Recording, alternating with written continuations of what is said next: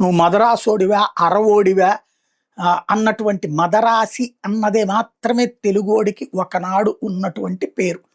భారతదేశం కాదు ప్రపంచంలో ఎక్కడికి వెళ్ళినా నువ్వు మదరాసివా అనేవాళ్ళు అనమాట.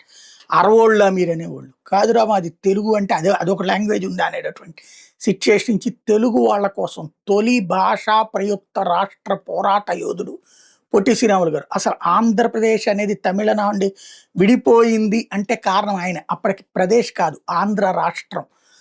దానికోసం ఆయన చనిపోయారు. ఆయన ఆమరణ నిరాహార దీక్ష చేస్తే కాంగ్రెస్ పార్టీ లోకల్ నాయకులు మోసం చేసి నెహ్రూ ముందు ఈయన హీరో అవ్వకూడదని ఏం లేదు ఆయన అంతా నాటకాలు ఆడుతున్నాడని చెప్తొచ్చారు. చివరికి కడుపులో నుంచి ఏమి తినకుండా 57 రోజుల పాటు చేసేటప్పటికి పురుగులు రక్తపు వాంతులు అయినాయి. అయినా కూడా దాచేసిన దరిద్రులు ఆనాడి కాంగ్రెస్ నాయకులు.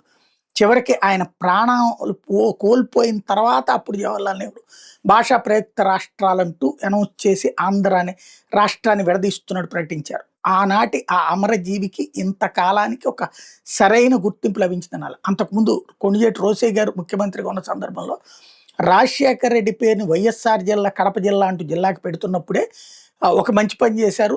నెల్లూరు జిల్లా పొట్టి శ్రీరాములు గారు పుట్టినటువంటి జిల్లాకి అమరజీవి పొట్టి శ్రీరాములు నెల్లూరు జిల్లా అని పేరు పెట్టారు. శ్రీ అమరజీవి పొట్టి శ్రీరాములు నెల్లూరు జిల్లా అన్నటువంటి ఆ విధంగా ఎస్ఆర్ఎస్ఎం అన్నటువంటిది ఆ జిల్లాకి పేరు వచ్చింది. ఆ తర్వాత మళ్ళీ ఇప్పుడు అమరావతిలో అతిపెద్దదైనటువంటి విగ్రహాన్ని ఏర్పాటు చేయడం ఆయన కార్యక్రమం సందర్భంగా శుభ పరిణామం. ఒక బాధ్యతాయుతమైనటువంటి తెలుగువారు ఇంతకాలానికి ఆయనకి తగినటువంటి నివాళి అర్పించారని చెప్పాలి.